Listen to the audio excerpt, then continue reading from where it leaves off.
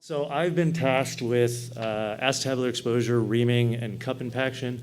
I think one of the cool things about going to these meetings is I have never been in an operating room with Eric Zegan, but as I was watching his slides, all of the steps were very similar to what I do. And so if you learn the steps and you follow the steps, I think this can become a very reproducible operation, and you will have the good results that we all talk about. And then you'll want to do only hip replacements like most of us do, because hips do way better than knees. So here are my disclosures. None of these are really relevant to this. You know, my real disclosures, as I said, I really like to make operating easy. I was a posterior hip surgeon. I did 0 anterior hips in my fellowship. I did 0 anterior hips in my first 2 years of board collection. And I probably started about 3 or 4 years into practice, mostly because the fellows we were teaching, I thought, needed to see it, and they weren't seeing it. So I was about 4 years into practice when I started doing it. I also use the Hana table. I think I will show you some things that I think make the Hana table your friend and help you with exposure, retractors, which I think helps me be a better educator, because we don't need people holding retractors and they can actually see. And then, my last disclosure is I'm a private practice guy at heart who's stuck in an academic institution. So clearly there's something wrong with me, because I don't know why I go to work every day and teach fellows and residents, because I realize how much sooner I'd be home if I was just in private practice. So I think, I don't know if it was Cody or Eric, someone showed, or Sebastian actually showed a slide of the Hana table. I would encourage you all to have the Hana table in the OR on the cart and set it up.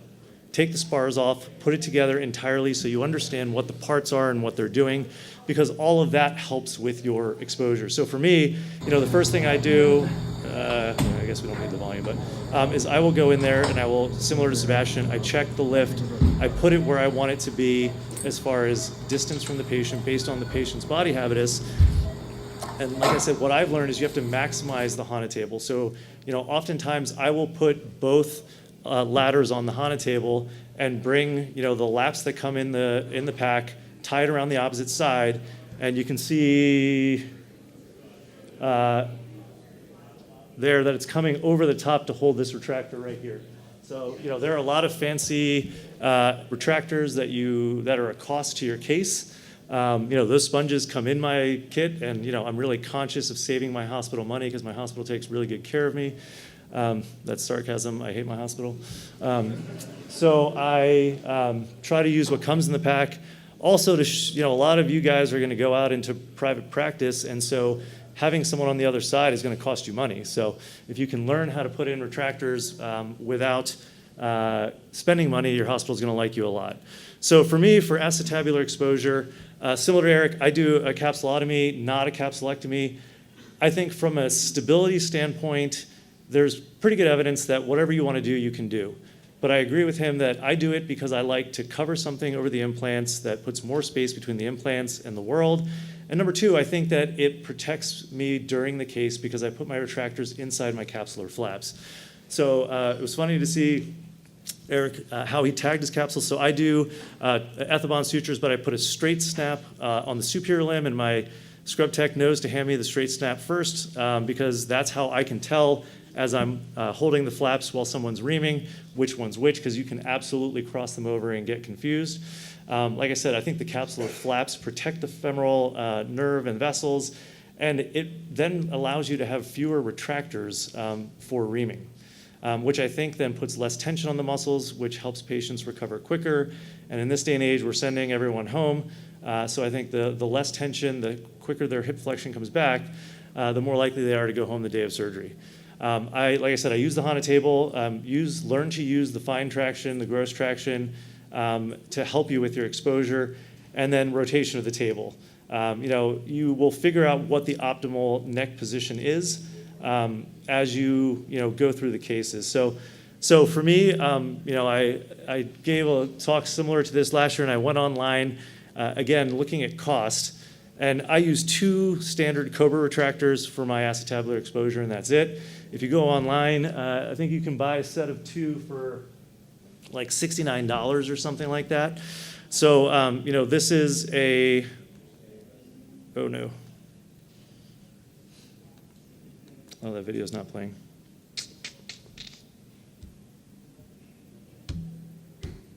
Oh, well, bummer. Oh, this is really sad. None of these videos are playing. All right, well, that really sucks. So for me, those two Cobra retractors, here's my straight snap superior. I'm holding that down, and I'm putting that Cobra retractor inside that capsular flap, which is why I think it's important to keep that. And then the bottom of that Cobra retractor that you see right here hooks into the ladder. So that then is holding that in place with nobody having to touch it. And then the opposite Cobra retractor goes inside this capsular flap, and then goes over the top and can be tied to that lap sponge.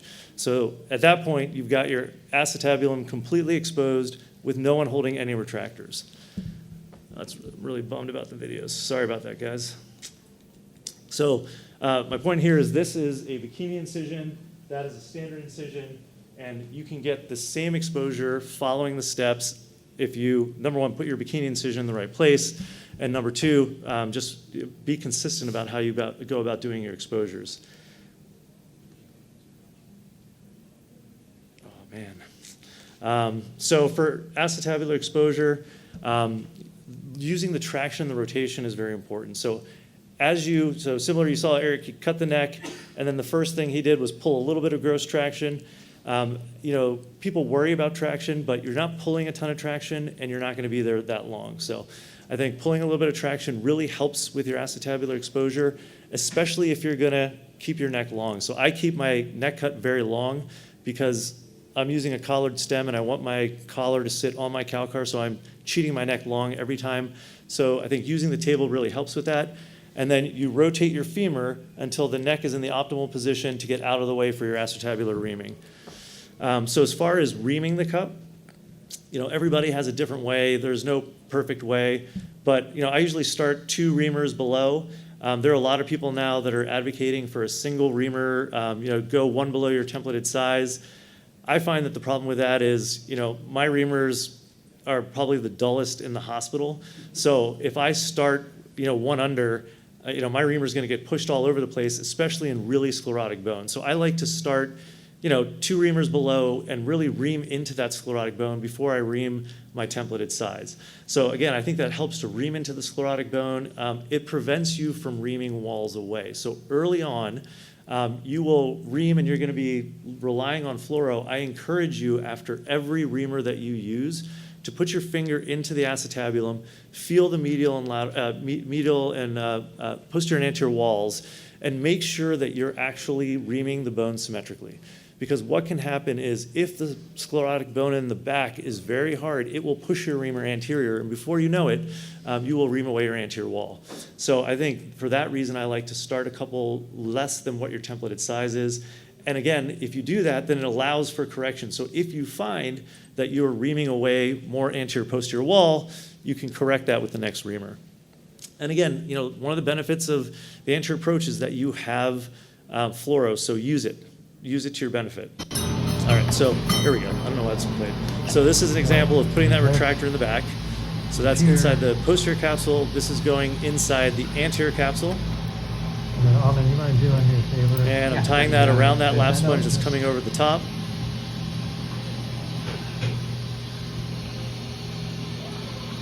So this is me by myself with no one else. Okay. I made my fellow video this so that I showed him that he was unnecessary in the operation. Okay. And then as far as reaming, I think using an offset reamer, this is opinion, but I think using the offset reamer shows you that you can actually get it flat enough, which is a problem. If you have a really tight hip or you haven't done your releases, the mistake then is to ream too vertical because you can't get your reamer because the soft tissues are fighting you. So I think I use an offset reamer all the time. So again, what I was talking about reaming, so usually, my first reamer is directly medial. I put that in to see if I can get to where I want to go, and then I go straight superior and actually ream into that bone to make sure that I'm not actually gaining length through the cup, which is a mistake early on if you're not willing to ream into that hard bone. And then the last thing is cup impaction. I don't think there's a lot of magic here. If you do your reaming correctly, I think the cup will go where you want it to go. I do think that, especially in protrusio hips, make sure you remove all your acetabular osteophytes. This helps to ensure that you are putting your cup in the correct version and not being, you're not retroverting it thinking that you have appropriate version when really it's anterior osteophytes. If you take a curved osteotome and gently tap it, the osteophyte bone is different and it will just break off, and it is very easy to get off ahead of time. And your reamer should easily go in and out of the cup before you impact your cup.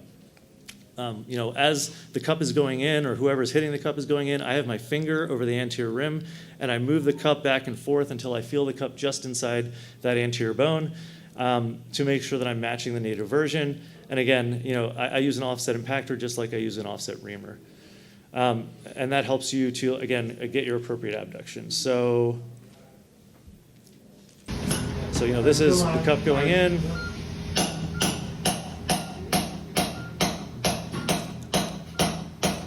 And then, oops. All right. And then the other video was just showing that if you have good exposure, you can see the back of your cup, and you should be able to see anteriorly with not a lot of retractors in, which will then confirm your fluoro, whatever you're using technology-wise, to let you know that your cup is in the right place. So, all right, sorry about those videos, guys, but thanks for having me.